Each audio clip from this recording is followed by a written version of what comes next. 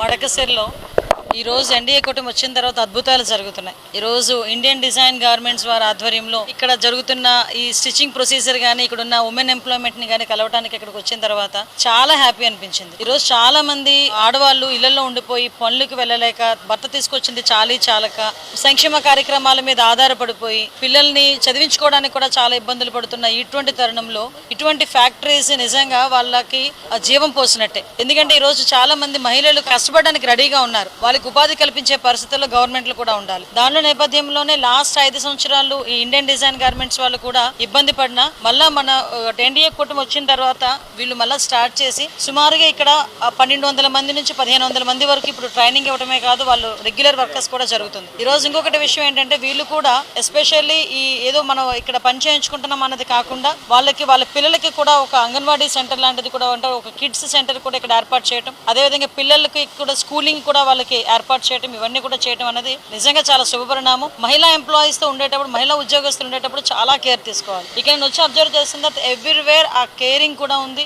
ఆ security aspects లో కూడా వీళ్ళు పర్టికులర్ గా అన్ని కూడా నామ్స్ అన్ని కూడా ఫాలో అవుతున్నారు. అట్ ద సేమ్ టైం వాళ్ళ సిఎస్ఆర్ నుంచి కూడా ఇక్కడ పనిచేస్తున్న వాళ్ళ పిల్లలకి కూడా ఎటువంటి ఇబ్బందులు లేకుండా చూసుకునే బాధ్యత కూడా తీసుకుంటున్నారు. ఇలాంటి గార్మెంట్ కంపెనీస్ కూడా చాలా మట్టుకు మన దగ్గర రావాలని మాత్రం నేను మనస్ఫూర్తిగా కోరుకుంటున్నానండి. ఎందుకంటే ఇల్లాలి చదువు ఇంటికి వెలుగు అనేవారు. ఈ రోజు పరిస్థితి ఏంటంటే ఇంట్లో ఉన్న ఆడవాళ్ళు కూడా కష్టపడి పని చేసుకునే పరిస్థితులు కూడా రావాలి, వాళ్ళు కూడా వాళ్ళ కాళ్ళ మీద నిలబడే పరిస్థితులు రావాలి. దీనికి ఇలాంటి గార్మెంట్స్ కంపెనీస్ చాలా మనకు ఉపయోగపడుతున్నాయి. ఈ రోజు ఉత్తరాంధ్రలో చూసుకుంటే ఒక బ్రాండెక్స్ కంపెనీ, అది కూడా సుమారుగా ఒక 17,000 నుంచి 18,000 మంది ఉమెన్ ఎంప్లాయ్మెంట్ అక్కడ పనిచేసే పరిస్థితి. అట్ ద సేమ్ టైం ఈ రోజు ఇక్కడ ఇండియన్ డిజైన్ గార్మెంట్స్ ఇలాంటివన్నీ కూడా ముందుకు రావాలి. ఫర్దర్ గా కూడా ఉమెన్ ఎంప్లాయ్మెంట్ మీద కూడా మేము ప్రత్యేకమైన దృష్టి పెట్టి మడకసిరి మళ్ళీ చెప్తున్నానండి, ఎప్పుడో వెనుకబడిన ప్రాంతం దగ్గర నుంచి ఈ రోజు అభివృద్ధి పథంలో ముందుకు దూసుకెళ్లే ఒక నియోజకవర్గంలో మడకసిరి ఉండటం, సోలార్ ప్లాంట్ కూడా ఇక్కడ ఏర్పాటు చేయడం, ఇంచుమించుగా మనకి డిఫెన్స్ కి సంబంధించిన ఒక ప్రాజెక్ట్ కూడా ఇక్కడికి రావడం, దగ్గర ఇవే రెండు కలుపుకొని 5,000 కోట్ల నుంచి 6,000 కోట్ల పైన ఈ రోజు పెట్టుబడులు ఇక్కడికి వచ్చే అవకాశాలు కనిపిస్తున్నాయి. వీటన్నిటితో పాటు అభివృద్ధి కార్యక్రమాల్లో కూడా ముందుండడం అన్నది ఎన్డీఏ గవర్నమెంట్ తాలూకా ఒక చిత్తశుద్ధి, లోకల్ ఎమ్మెల్యే గారు అదేవిధంగా ముఖ్య నాయకుల తాలూకా ఎమ్మెల్సీ గారు స్వామి గారి తాలూకా కృషి అని చెప్పి నేను చెప్పడానికి హ్యాపీగా అనిపిస్తుంది. చివరికి రాష్ట్ర స్థాయిలో ఉన్నటువంటి నాయకత్వం వరకు అనేక కేసులు, దాదాపు 2,700 2,800 కేసులు ఈ గత 15 మాసాల్లో ఈ ప్రభుత్వం పెట్టింది. ఈ మధ్యకాలంలో కూడా మీరు అందరూ చూశారు, మా పార్టీ సీనియర్ పార్లమెంటేరియన్ 3 సార్లు మూడోసారి ఎంపీగా వ్యవహరిస్తున్నటువంటి మిథున్ రెడ్డి గారి మీద మొన్న రీసెంట్గా వారిని విచారణకు పిలవడం, వారిని అరెస్ట్ చేయడం, నిన్న సెంట్రల్ జైలు కూడా తరలించడం, రిమాండ్కి వేయడం అనేటువంటిది మీరు అందరూ కూడా చూశారు. వాస్తవానికి రాష్ట్రంలో ఉన్నటువంటి ఇన్వెస్టిగేషన్ ఏజెన్సీస్ రాష్ట్ర ప్రభుత్వం కింద అనేకమైనటువంటి ఉంటాయి. సిఐడి ఉంటుంది, డిపార్ట్మెంట్ అనుకున్నటువంటి డిఫరెంట్ ఏజెన్సీస్ ఉంటాయి, లేదా వీరు నియమించినటువంటి స్పెషల్ ఇన్వెస్టిగేషన్ టీమ్స్ ఉంటాయి. ఈరోజు ప్రధానంగా నడుస్తున్నటువంటి ఈ సిట్ ఎంక్వైరీ, ఈ లిక్కర్ దాని మీద ఏదైతే ఈ అక్రమ కేసు ఏదైతే ఉందో, ఈ అక్రమ కేసు మీద నడుస్తున్నటువంటి సిట్ ఎంక్వైరీ, సిట్ని నియమించారు. ఇందులో కొంతమంది అధికారులని పెట్టడం జరిగింది. కానీ తీరా చూస్తే అసలు సిట్ ఎంక్వైరీ అనేటువంటిది అందులో ఉన్నటువంటి అధికారులు చేస్తున్నారా, లేకపోతే ఈ రాష్ట్రంలో ఉన్నటువంటి 2 ప్రధానమైనటువంటి పత్రికలు, తెలుగుదేశం పార్టీకి గెజెట్ పేపర్ లాంటి 2 పత్రికలు, ఈ ఈనాడు ఆంధ్రజ్యోతి చేస్తున్నటువంటి ఈ వీరి విచారణని సిట్టు వారి విచారణగా టేకప్ చేస్తున్నా అనేటువంటి అర్థం కావట్లేదు. ఎందుకంటే ఏదన్నా ఒకరి మీద ఒకరిని అరెస్ట్ చేసే ముందో, లేదా ఫలానా వ్యక్తిని రిమాండ్కి తీసుకునేటువంటి దానికి ముందో ఓ ప్రధానమైనటువంటి స్టోరీ వస్తుంది. ఈనాడులో ఒక బ్యానర్ ఐటము, ఆంధ్రజ్యోతిలో ఒక బ్యానర్ ఐటము. దాని నుంచి ఓ వారం రోజుల్లోనో 10 రోజుల్లోనో మనం ఏం జరగబోతుంది అనేటువంటిది మనకు అర్థమైపోతుంది.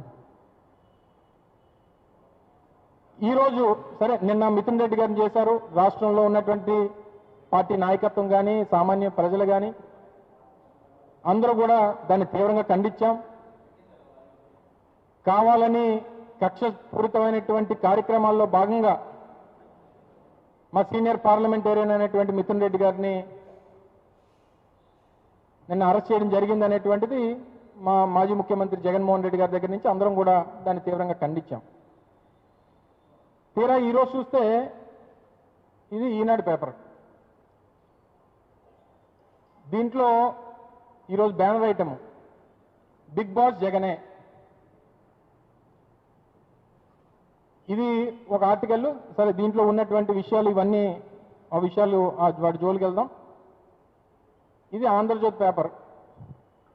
దీంట్లో కూడా దీనికి ఒక సపరేట్ ముడుపుల మూల విరాట్కే అని చెప్పి ఇది ఒక ఆర్టికల్. ఛార్జ్ షీట్లో ఏం రాయాలో,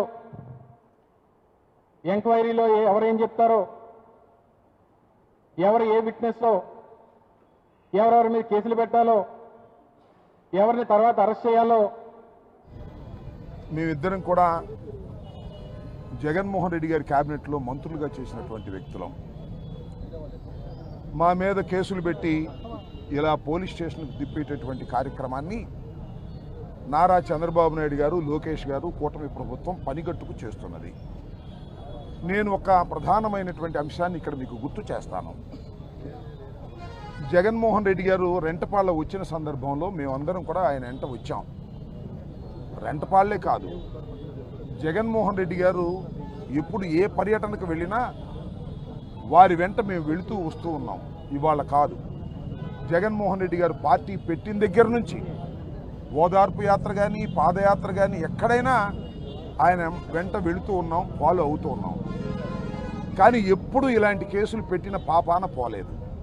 అంతేకాదు, చంద్రబాబు నాయుడు గారు కూడా సత్యనపల్లి వచ్చాడు. నేను శాసనసభ్యుడిగా ఉన్నప్పుడు, మంత్రిగా ఉన్నప్పుడు బాదుడనే కార్యక్రమంలో ఆ రోజున వారు కూడా వేలాది మంది వచ్చి పాల్గొన్నారు. వాళ్ళ మీద మేము ఎప్పుడూ కేసులు పెట్టలేదు. అలాగే యువగళం అని చెప్పి లోకేష్ గారు పాదయాత్రలో వచ్చాడు, అక్కడి నుంచి అటు తిరిగి వెళ్ళిపోయాడుకో, అప్పుడు కూడా మేము ఎవరి మీద కేసులు పెట్టలేదు. కానీ జగన్మోహన్ రెడ్డి గారి వెంట వచ్చినందుకే మా మీద కేసులు పెట్టి మమ్మల్ని వేధించాలనేటువంటి ప్రయత్నం చేస్తున్నారు. కాబట్టి ఆయన తప్పకుండా అందువల్ల ఆయన తీసుకెళ్ళబోయే పక్క. అందువల్ల మీ అందరికీ నేను చెప్పదలుచుకున్నది ఏమిటంటే, కావాలని మా మీద కక్షగట్టి కేసులు పెట్టి పోలీస్ స్టేషన్లకు తిప్పి కోర్టులకు తిప్పి మమ్మల్ని ఇబ్బంది పెట్టాలనే ప్రయత్నం ఈ కూటమి ప్రభుత్వం చేస్తున్నదనేది దీన్ని బట్టి అర్థమవుతున్నటువంటి అంశమని ఈ సందర్భంగా నేను చెప్పదలుచుకున్నాను. ఇవాళ మా మీద కేసులు పెట్టడమే కాదు, రాష్ట్రంలో వైఎస్ఆర్ కాంగ్రెస్ పార్టీకి చెందినటువంటి నాయకులు అందరి మీద కేసులు పెట్టాలి, లోపలయ్యాలి అనేటువంటి దృక్పథంతో ప్రయత్నం చేస్తూ ఉన్నారు. నిన్ననే మిథున్ రెడ్డి గారు పార్లమెంటు సభ్యుడైనటువంటి వ్యక్తి, ఆయన్ని కూడా అరెస్ట్ చేశారు, కోర్టులో పెట్టారు. ఆయన దించవయ్య బాబు, కోర్టులో పెట్టి పోలీస్ స్టేషన్ రాజమండ్రి సెంట్రల్ జైలుకి తరలించేటటువంటి కార్యక్రమం చేశారు. ఈ విధంగా కావాలని లేనిపోని కేసులు పెట్టి మమ్మల్ని వేధించాలనే ప్రయత్నం చేస్తున్నారనేది మీ అందరికీ స్పష్టంగా అర్థమవుతున్నటువంటి అంశం. కాబట్టి తీసేవా తాగి వచ్చాడు కూడా. కాబట్టి మీ అందరికీ మనవి చేసేది ఏమిటంటే, ప్రజలు అర్థం చేసుకోండి. ఇవన్నీ నేను ఏమి ఏర్పాటు చేయలేదండి. నేను ఈ కార్యక్రమానికి మా నాయకుడు జగన్మోహన్ రెడ్డి గారితో పాటు కారులో వారితో ప్రయాణం చేసి మరి తాడేపల్లి నుంచి రెంటపాళ్ళ వరకు కూడా మా నాయకుడు జగన్మోహన్ రెడ్డి గారి కారులోనే ప్రయాణం చేయడం జరిగింది. ఆ విషయం మీకు కూడా తెలుసు. దానికి కూడా మా మీద కేసు నమోదు చేశారు. ఆ విషయంలో కూడా ఈ ప్రశ్నలన్నీ అడగడము, వాటికి నేను సమాధానం ఇవ్వడం జరిగింది. అయితే ఒకటి మనం గ్రహించాల్సినటువంటి అవసరం ఉంది. మా నాయకుడు జగన్మోహన్ రెడ్డి గారు జిల్లాకి వస్తున్నారంటే, ఆ నియోజకవర్గానికి ఎక్కడికైతే ఏ గ్రామానికైతే వస్తున్నారో ఆ విషయం తెలిస్తే చాలు. జనానికి ఏం మనం ప్రత్యేకించి మనం ఏమీ పిలవాల్సినటువంటి అవసరం లేదు. జగన్మోహన్ రెడ్డి గారు అంటేనే జనం అండి. జనం గుండెల్లో జగన్మోహన్ రెడ్డి గారు నిండా ఉన్నారు. దానికేం మనం ప్రత్యేకించి పిలవాల్సినటువంటివో లేకపోతే ఆర్గనైజ్ చేయాల్సినటువంటి అవసరం లేదు. పలానా చోటకి, పలానా జిల్లాకి, పలానా రోజు, పలానా టైంకి వస్తున్నాడు అనేటువంటి సమాచారం ఉంటే చాలు. వాలంటీర్గా వాళ్ళకున్నటువంటి అభిమానాన్ని చాటుకోవడానికి జగన్మోహన్ రెడ్డి గారంటే మాకు ప్రాణం, వైఎస్ఆర్ కాంగ్రెస్ పార్టీ అంటే మాకు ప్రాణం అని చెప్పి తెలియజేయడానికి మీరు ఎవరు కూడా పిలవాల్సినటువంటిదో ఆర్గనైజ్ చేయాల్సినటువంటి అవసరం లేదు. జనం స్వచ్ఛందంగా ఏ విధంగా కూడా ఆ రోజు తరలి వచ్చారో మీరంతా కూడా చూశారు.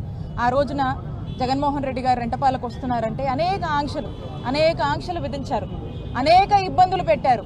ఎందుకో మరి జగన్మోహన్ రెడ్డి గారు పల్నాడు జిల్లా వస్తున్నారంటే మరి పల్నాడు జిల్లా మొత్తం కదలొస్తుంది అని మరి ఈ కూటమి ప్రభుత్వానికి, మరి చంద్రబాబు నాయుడు గారికి ఏం భయం పట్టుకుందో తెలియదు. కానీ పోలీసులను పూర్తి స్థాయిలో కూడా ఉపయోగించి ఎక్కడికక్కడ ఈ కార్యక్రమాన్ని అడ్డుకునేటువంటి ప్రయత్నాలు, బారికేడ్లు పెట్టి జనాన్ని రానియకుండా ఒక ఆందోళన పరిస్థితులు, ఏదో ఎమర్జెన్సీ ఉన్నట్టుగా మరి ఈ ప్రాంతాన్ని, ఇక్కడున్నటువంటి సత్యనపల్లికి ఉన్నటువంటి అన్ని దారుల్ని కూడా మరి బారికేడ్లతో ఏ విధంగా కట్టుదిట్టం చేశారో, ఏ విధంగా పోలీసులని బలగాల్ని దింపి కొన్ని వందల మంది పోలీసుల్ని డిప్లాయ్ చేసి మరి ఆ కార్యక్రమాన్ని అడ్డుకునేటువంటి ప్రయత్నాలు చేశారో మనమంతా కూడా చూసాం. అయినా కూడా పొలాల్లోంచి ఏ విధంగా స్వచ్ఛందంగా, ముసలోళ్ళు కూడా ఏ విధంగా ఆ వయసులో కూడా జగన్మోహన్ రెడ్డి గారిని, తమ అభిమానించేటువంటి నాయకుడిని దగ్గరగా చూడాలి, దగ్గరగా కలుసుకోవాలి అని అభిమానంతో తరలి వచ్చినటువంటి ఆ అభిమానాన్ని ఎన్ని ఇబ్బందులు పెట్టినా పోలీసులు ఆ అభిమానాన్ని ఆపలేకపోయారు. ఆ ప్రోగ్రాం చాలా సక్సెస్ అయింది. మరి జగన్మోహన్ రెడ్డి గారు ఈ రోజున సంవత్సరం అయింది కూటమి ప్రభుత్వం అధికారంలోకి వచ్చి. చంద్రబాబు నాయుడు గారు ఆనాడు సూపర్ 6 అని ఏవైతే మాయమాటలు చెప్పారో ఆ మాటల మీద నిలబడట్లేదు. జగన్మోహన్ రెడ్డి గారు ఉన్నప్పుడు అనేక సంక్షేమ పథకాలు ప్రజలకు అందినాయి. అన్ని వర్గాల వాళ్ళు చాలా సంతోషంగా ఉన్నారు జగన్మోహన్ రెడ్డి గారి పాలనలో. మరి ఈరోజు చంద్రబాబు నాయుడు గారు వచ్చాక అందరం మోసపోతున్నామని మా నాయకుడు జగన్మోహన్ రెడ్డి గారు వస్తుంటే మరి వారికి మద్దతునిచ్చి వాళ్ళు నేరుగా జగన్మోహన్ రెడ్డి గారు నేరుగా చూసి తెలియజేద్దాము అన్నా, మేము మీకంతా అండగా ఉన్నాము, వైఎస్ఆర్ కాంగ్రెస్ పార్టీకి అండగా ఉన్నామని తెలియజేసేందుకు మరి ప్రజలందరూ కూడా కూటమి ప్రభుత్వం మీద, చంద్రబాబు నాయుడు గారి మీద ఉన్నటువంటి అసంతృప్తిని మరి జగన్మోహన్ రెడ్డి గారు వచ్చినప్పుడు రోడ్డెక్కి తెలియజేసేటువంటి ఒక ప్రయత్నం చేస్తూ ఉన్నారు. మరి ఇంత పెద్ద ఎత్తున జనాదరణ లభిస్తూ ఈరోజు జగన్మోహన్ రెడ్డి గారికి ఈ సంవత్సర కాలంలోనే కూటమి ప్రభుత్వం మీద వ్యతిరేకత అనేది మనకు స్పష్టమవుతా ఉంది. మరి ఇవన్నీ ఓర్చుకోలేక ఈ రోజున చంద్రబాబు నాయుడు గారు పోలీసులను వాడి పూర్తి స్థాయిలో కూడా ఎక్కడికక్కడ అందరినీ ఇబ్బంది పెట్టేటువంటి ఒక కార్యక్రమం చేస్తూ ఉన్నారు. మరి చూడండి, జగన్మోహన్ రెడ్డి గారు వస్తే ఈ జిల్లాకి వేరే జిల్లా నుంచి కూడా మా నాయకుడు ఇక్కడికి వచ్చారని చెప్పి మా ఇన్ఛార్జీలు పార్టిసిపేట్ చేస్తే వరుసపెట్టి అందరికీ నోటీసులు ఇచ్చి, అంటే ఒక మెసేజ్, జగన్మోహన్ రెడ్డి గారు వస్తే మీరు ప్రోగ్రాంలో పార్టిసిపేట్ చేస్తే మిమ్మల్ని కూడా మేము వదలము అనేటువంటి ఒక మెసేజ్ ఇస్తున్నారు. పెట్టుకోండి, ఎన్ని పెట్టుకుంటారు, చాలా పెట్టారు ఇప్పటికీ. సార్ మీరు టీవీల్లో చూస్తుంటారు, ఎందుకంటే అవి చేయలేము, ఈ చంద్రబాబు నాయుడు దొంగ మాటలకు మనం సపోర్ట్ చేస్తే రేపు మనని కూడా దుమ్మెత్తి పోస్తారని బీజేపీ నాయకులు భయపడి ఇలా తోసేసి దూరంగా నించున్నారు. ఇక బుర్రలేని పవన్ కళ్యాణ్ పాపం చంద్రబాబు నాయుడు ఏది చెప్తే అది నిజమని నమ్ముతాడు. సో చంద్రబాబు నాయుడిని ముఖ్యమంత్రిగా ఇంకా 15-20 ఏళ్లు మొయ్యాలి ఆయన పల్లకీనని జన కూలీలకు చెబుతూనే ఆ రోజు చంద్రబాబు నాయుడుతో సహా మేనిఫెస్టోలో సంతకం పెట్టి ఇవి మేము చేస్తాము, ఆయన చేయకపోతే ప్రశ్నిస్తాను అన్న పెద్ద మనిషి ఇప్పుడు ఎక్కడ నిద్రపోతున్నాడో, ఏ షూటింగ్ చేస్తున్నాడో మనకు అర్థం కావట్లేదు. ప్రజల కోసం అయితే ఎప్పుడు ఇక్కడికి వచ్చి ఏ సమస్య మీద పోరాడింది లేదు. అంత రిలాక్స్ గా ఉన్న డిప్యూటీ సీఎంని ఏ రాష్ట్రంలో కూడా మనం చూసుండలేం. సో ఈ రోజు నేను అడిగేది ఒక్కటే, మరి 3 సార్లు ముఖ్యమంత్రిగా చేసిన మీకు మేనిఫెస్టోని సంతకం చేసి ప్రజలకి చూపించిన మీకు ప్రతి ఇంటికి కూడా ఇంట్లో ఎంతమంది ఉన్నారు, వారు ఏ ఏ స్కీములకి అర్హులు, వాళ్ళకి సంవత్సరానికి ఎంత వస్తుంది, 5 సంవత్సరాలకి ఎంత వస్తుందో లెక్క వేసి మేము అధికారంలోకి వస్తే జూన్ నుంచే 2024 జూన్ నుంచే ఇవన్నీ మీకు అకౌంట్ లో పడిపోతాయి అంటే నమ్ముతారా నమ్మరా జనాలు? ఎందుకంటే ఆల్రెడీ జగనన్న బటన్ నొక్కితే అన్ని వస్తున్నాయి. సో అలాగే అనుకున్నారు. ఏమైంది? జూన్ టు జూన్ క్యాలెండర్ లో సంవత్సరం మారింది, నెలలు మారాయి. కానీ చంద్రబాబు నాయుడు బాండ్ లో చెప్పిన ఏవి కూడా నెరవేర్చలేదు. దీని మీద జగన్మోహన్ రెడ్డి గారు రీకాలింగ్ చంద్రబాబు నాయుడు మేనిఫెస్టో. ఎందుకంటే గతంలో అధికారంలోకి వచ్చాక చంద్రబాబు నాయుడు వాళ్ళ వెబ్సైట్ లోనే మేనిఫెస్టోస్ తీసేసిన ఘనుడు. ఎందుకంటే మేనిఫెస్టో అంటే ప్రజలు చూస్తే గుర్తిస్తారు, మనం జిల్లాలకు వెళ్ళినప్పుడు మనల్ని ప్రశ్నిస్తారని వాళ్ళు మేనిఫెస్టో తీసిన ఘనులు కాబట్టే వాళ్ళకి మేనిఫెస్టోని గుర్తు చేయాలని ఈ కార్యక్రమం పెట్టారు. ఎందుకంటే మీ అందరికీ తెలుసు, జగనన్న ముఖ్యమంత్రిగా ఉన్నప్పుడు జగనన్న ఆఫీస్ నుంచి కింద స్థాయి విలేజ్ ఆఫీస్ వరకు సెక్రటరేట్ వరకు అందరికీ మేనిఫెస్టో ఇవ్వడం జరిగింది మన పార్టీది. దాంట్లో మనం ఏవేవి వాగ్దానాలు చేశామో అవన్నీ ప్రజలకి అందుబాటులోకి వచ్చాయా లేదా అని అందరూ కూడా చేసే విధంగా వాళ్ళని పరుగులు తీయించడమే కాకుండా ప్రజాప్రతినిధుల్ని ప్రతి ఇంటికి గడప గడపకు వెళ్లి మనం చెప్పినవి అందాయా లేదా, ఎక్కడైనా ఆఫీషియల్స్ ఎక్కడైనా కొల్యూడయి నాయకులతో ఎవరికైనా రాకుండా చేశారా తెలుసుకొని వాళ్లకు చెయ్యండి. నా కోట వేయకపోయినా పర్వాలేదు, లబ్ధిదారుడు పేదవాడికి నష్టం జరగకూడదని జగనన్న కలెక్టర్ల మీటింగ్ లో చెప్పాడు, అఫీషియల్స్ మీటింగ్ లో చెప్పాడు. ఆ విధంగా మనం పనిచేశాం.